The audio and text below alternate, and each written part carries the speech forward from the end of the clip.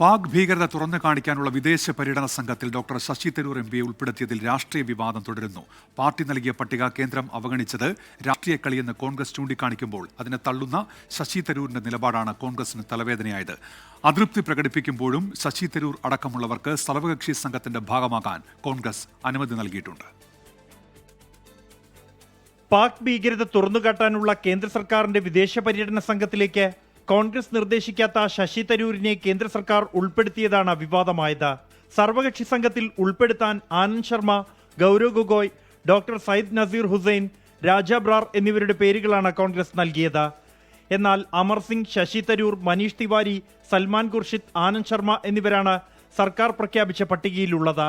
വിദേശയാത്രയുമായി ബന്ധപ്പെട്ട ശശി തരൂർ പാർട്ടിയുടെ അനുമതി തേടിയിട്ടില്ലെന്ന് കോൺഗ്രസ് നേതൃത്വം സ്ഥിരീകരിച്ചു. വിവാദത്തിൽ മറുപടി പറയേണ്ടത് കോൺഗ്രസ് കേന്ദ്ര നേതൃത്വമെന്ന് പ്രതിപക്ഷ നേതാവ് വി.ഡി. സതീശൻ. ശ്രീ ശശി തരൂർ കോൺഗ്രസിന്റെ വർക്കിംഗ് കമ്മിറ്റി അംഗമാണ്. ഞങ്ങളൊക്കെ അദ്ദേഹത്തിന്റെ താഴെ നിൽക്കുന്ന ആളുകളാണ്. കോൺഗ്രസ് വർക്കിംഗ് കമ്മിറ്റി അംഗം എന്ന് വെച്ചാൽ വലിയ പദവിയാണ്. അപ്പൊ അദ്ദേഹത്തെ കുറിച്ച് കമന്റ് പറയാനുള്ള ആളുകളല്ല ഞങ്ങളായി.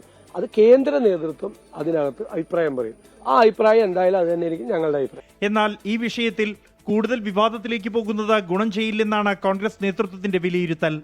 പട്ടികയിൽ ഉൾപ്പെട്ട അംഗങ്ങൾക്ക് സർവകക്ഷി സംഘത്തിന്റെ ഭാഗമാകാൻ അനുമതി നൽകിയ കോൺഗ്രസ് ഭീകരതയ്ക്കെതിരായ പോരാട്ടത്തിനിടയിലും കേന്ദ്ര സർക്കാർ രാഷ്ട്രീയം കളിക്കുകയാണെന്ന് വിമർശിച്ചു.